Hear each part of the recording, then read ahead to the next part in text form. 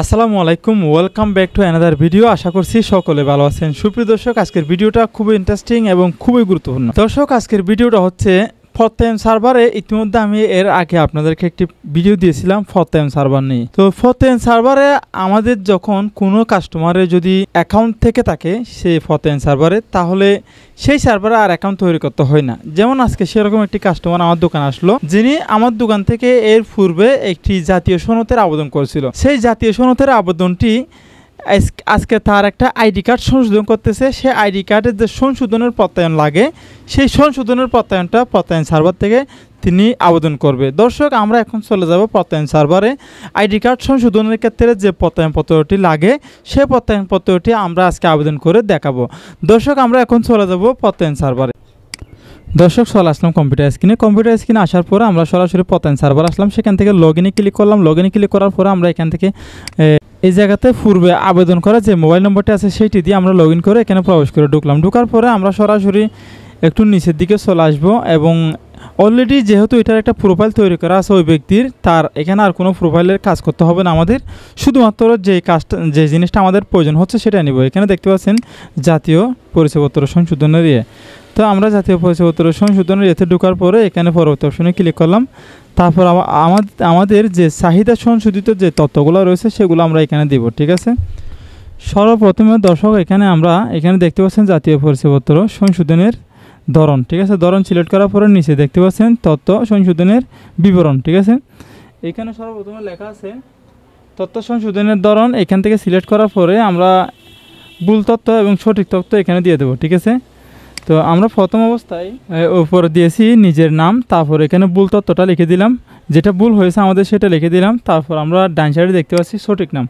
তো বামে ভুল তথ্য এবং ডানে সঠিক তথ্য, এগুলো এখানে আপনারা যখন দেখবেন তখন বুঝতে পারবেন। আমি ভিডিওটার মধ্যে স্ক্রিন রেকর্ড করে রাখছিলাম। এখন আমি এটা ভয়েস ওভার করতেছি আর কি, ভয়েস ওভার করে দিচ্ছি। তো বুঝতে একটু কষ্ট হলেও ভালোভাবে দেখবেন। এইটা হচ্ছে মূলত যেগুলো আমাদের ভুল হয় সেগুলো এখানে ভুলটা এবং শুদ্ধ যেটা সঠিক যেটা ভুল সেটা আমরা এখানে প্রমাণ করে দিচ্ছি আর কি। ঠিক আছে, তারপর আমি দিয়েছি নিজের নাম ইংরাজি। ঠিক আছে, ভুল তথ্যটা ইংরেজিতে যেটা ভুল আইডি কার্ডে ছিল সেটা এখানে লিখে দিলাম। তারপরে ডান সাইডে লিখবো যেটা সঠিক তথ্য।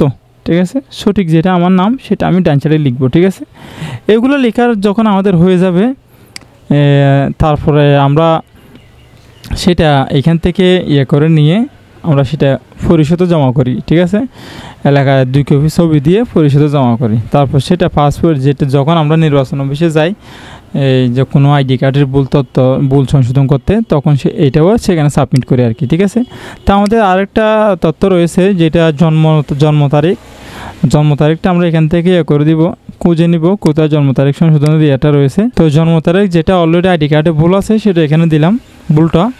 তারপরে ডান সাইডে সঠিক তথ্যটা আমরা দিব। সঠিক তথ্য দেওয়ার পরে আমরা এখানে একটু ভালোভাবে দেখে নিব। ঠিক আছে, কোথাও কোনো ভুল আছে কিনা। ঠিক আছে, আমাদের ভুল তথ্য সঠিক তথ্য এখানে কোথাও ভুল আছে কিনা সেটা দেখে নিব। সেটা দেখার পরে আমরা ডান সাইডে দেখতে পাচ্ছি জমা দেওয়ার একটা অপশন রয়েছে, সেখানে আমরা জমা দিয়ে দেবো। ক্লিক করব।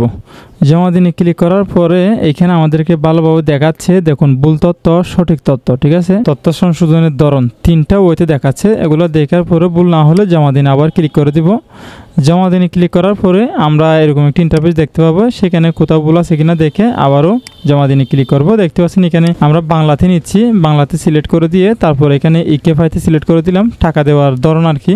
তো ইকেফাইতে সিলেক্ট করে আমরা এখান থেকে পরিশোধ করুন সেখানে ক্লিক করব। পরিশোধ করুন অপশনে ক্লিক করার পরে আমাদের সামনে সরাসরি বিকাশে অথবা ব্যাংকে পেমেন্ট করার অপশনটি চলে আসবে। দেখতে পাচ্ছেন পেমেন্টের অপশনটি চলে আসছে। তো আমি নগদে করে দেব।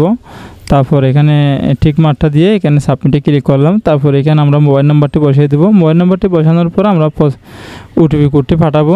দেখছেন আমাদের মোবাইল ফোনে একটা ওটিপি চলে আসছে, সেই ওটিপিটা আমরা এখানে দিয়ে দেবো। এখানে দেওয়ার পরে প্রসেসে ক্লিক করব। প্রসেসে ক্লিক করার পরে আমাদের যে নগদের পিনকোড রয়েছে সেটা এখানে দিয়ে দেবো। দেওয়ার পর আবারও প্রসেসিংয়ে ক্লিক করব। এখন আমাদের আবেদনটি সাবমিট করা হয়েছে, টাকাটাও পরিশোধ করা হয়েছে। এখানে নিচে দেখতে পাচ্ছেন চালান ফর্ম প্রিন্ট। ঠিক আছে, চালান প্রিন্ট করুন একটা নিচে দেখতে পাচ্ছেন আপনারা একটু নিচে 3টা অপশনের মধ্যে সেখানে একটা অপশন হচ্ছে চালান প্রিন্ট করুন। সেই চালান প্রিন্ট করুন অপশন আমরা ক্লিক করব। ক্লিক করার পরে কাস্টমারকে আমরা সরাসরি সেটি দিয়ে দিতে পারবো। এই হচ্ছে আমাদের কাজ এবং এভাবে আমরা আবেদন করি যে কোনো ব্যক্তির যদি আবেদন করার থাকে তাহলে সে আর কোনো ঝামেলা থাকে না।